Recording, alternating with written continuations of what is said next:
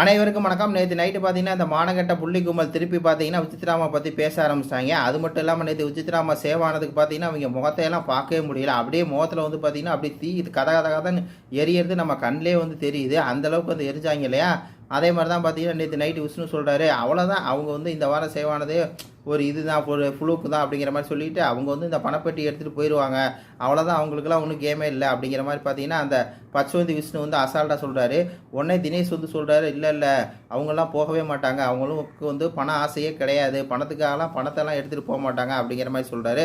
அவங்க வந்து ஒரு ஸ்வீட் ட்ரீம்ஸில் வந்து போயிடுவாங்க, அவ்வளோதான், நம்ம வந்து பெரிய ஆள்றா அப்படிங்கிற மாதிரி இந்த மிதப்பாங்க அப்படிங்கிற மாதிரி பார்த்தீங்கன்னா, இந்த தினேஷ் வந்து சொல்கிறாரு. இந்த பூமர் தினேஷ் அப்படியே அவங்க மிதப்பாங்க, எப்படி உன்னைய மாதிரியா கிறுக்குத்தனமாக ஒரு சும்மா அவர் வந்து என்னென்னா தினேஷ்க்கு தான் டைட்டில் வின்னர் அப்படிங்கிற ரேஞ்சுக்கு வந்து பார்த்தீங்கன்னா மனசை ஃபீல் பண்ணுறான். ஆனால் அதுக்கு ஒர்த்து கிடையாதுப்பா நீ. அவங்க ஃபீல் பண்ணுறாங்க இல்லைன்னு எனக்கு தெரியாது. ஆனால் நீ ஃபீல் பண்ணிக்கிட்டே இருக்க பேசும்போதெல்லாம், நான் தான் டைட்டில் வின்னர் சார், நான் தான் சார் டைட்டில் வின்னர், இது எவ்வளோ சார் அப்படின்னு சொல்லி ஓவராக ஃபீல் பண்ணுறது, ஓவராக வந்து கனவுல மிதக்கிறது நீ தான். நீ வந்து அவங்கள சொல்கிற அவங்க வந்து ஸ்வீட் ட்ரீம்ஸில் வந்து இருப்பாங்க அப்படின்னு சொல்லி அந்த மாதிரி தான் இருக்குது. அதுக்கப்புறம் சொல்கிறாரு, அவங்க பணம்லாம் எடுத்துகிட்டுலாம் போக மாட்டாங்க. அது வேறு, இந்த விஜய் வேறு சொல்லிட்டாப்புல, இன்னும் 2 வாரம் தான் இருக்குது மேடம், பார்த்துட்டு போயிருங்க அப்படின்ட்டாப்புல. அதனால் அவங்களுக்கு வந்து பார்த்திங்கன்னா அந்த கனவுலேயே மிதப்பாங்க.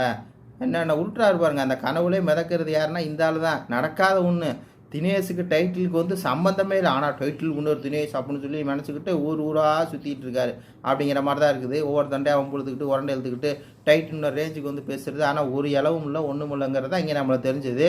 அதுக்கப்புறம் என்ன சொல்கிறாரு அப்படின்னா, மாயா வேற அவங்க வந்து எங்களோட ஃபைனல் இருக்குன்னு சொல்லிட்டாங்களே, அதனால் அவங்களுக்கு வந்து தலைக்கு ஏறி இருக்கும். அதனால் அவங்களுக்கு வந்து பார்த்திங்கன்னா என்ன, அவங்களையெல்லாம் பிடிக்க முடியாது. ஏதோ ஒரு வார்த்தையை வந்து வேற போட்டார். அப்படியே உச்சி குளிர்ந்துருக்குமா அவங்களுக்கு. நம்ம விஜயும் மாயாவும் சொன்ன உச்சி குளிர்ந்துருக்கும். அவ்வளோதான், அவங்கெல்லாம் வந்து போக மாட்டாங்க, பணத்தெல்லாம் எடுத்து போக மாட்டாங்க. அவங்க வந்து அப்படியே அதுக்கு தான் வந்து பார்த்திங்கன்னா முயற்சி பண்ணுவாங்க அப்படிங்கிற மாதிரி பார்த்தீங்கன்னா, இந்த மானகண்டா தினேஷ் விஷ்ணுவெல்லாம் உட்காந்து திருப்பி விசித்ரா தான். அவங்களுக்கு என்னங்க பண்ணுவாங்க, பயம், அவ்வளோ பயம் மனசுக்குள்ளே வந்து விசித்ரா மேலே அவ்வளோ பயம் இருக்குங்கிற மாதிரி தான் இருக்குது. இதை பற்றி உங்கள் கருத்துக்களை சொல்லுங்கள். நன்றி, வணக்கம்.